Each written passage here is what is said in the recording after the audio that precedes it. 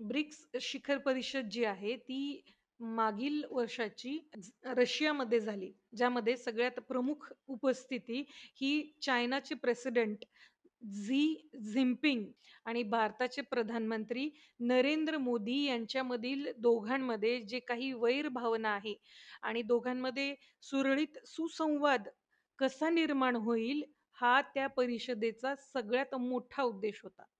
5 वर्ष झाले दोन्ही देशामध्ये कसल्याही प्रकारचा सुसंवाद नाहीये आणि तोच सुसंवाद नीट व्हावा हा ह्या शिखर परिषदेचा मूळ उद्देश होता. दुसरा उद्देश हा होता, की युक्रेनच्या युद्धामध्ये रशिया ही पूर्णपणे वेगळी आहे, हे सिद्ध करण्याचा पश्चिमकडील देशांचा जो काही अट्टहास होता, की रशिया हा या युक्रेन युद्धामध्ये पूर्णपणे वेगळा आहे.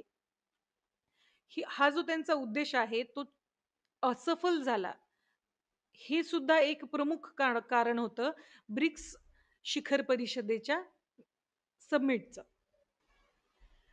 हिमालयातील जी मिलिटरी फोर्स आहे, ती थोडीशी शिथिल करण्यात आली आणि 4 वर्षाचा करार नुकताच दिल्लीमध्ये साइन झाल्याच्या लगेच दुसऱ्या दिवशीच हे ब्रिक्स शिखर परिषद मोदीजींनी अटेंड केलं होतं.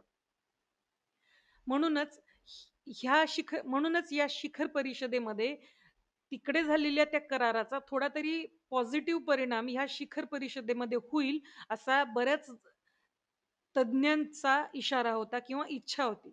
हा एक प्रतिकात्मक वार्षिक मेळावा आहे, असं त्यांचं म्हणणं आलं. ज्यामध्ये रशियासारखा गोंधळलेला देशही सहभाग घेतोय. भारतासारखा लोकसंख्येने मोठा असलेला देश हे सहभागी घेतोय.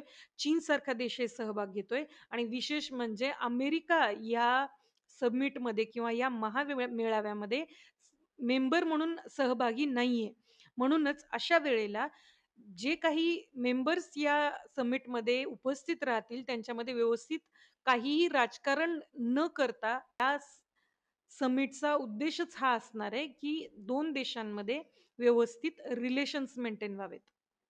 या शिखर परिषदेमध्ये एकूण 43 पानाचं निवेदन करण्यात आलं, ज्यामध्ये ड्रग्ज रिलेटेड मुद्दे सुद्धा त्यामध्ये मांडण्यात आले. आर्टिफिशियल इंटेलिजन्स बाबत सुद्धा बऱ्याच गोष्टींवरती चर्चा करण्यात आली. बिग कॅट म्हणजेच चित्ता ह्या ह्या विषयावरती सुद्धा बरीच चर्चा करण्यात आली.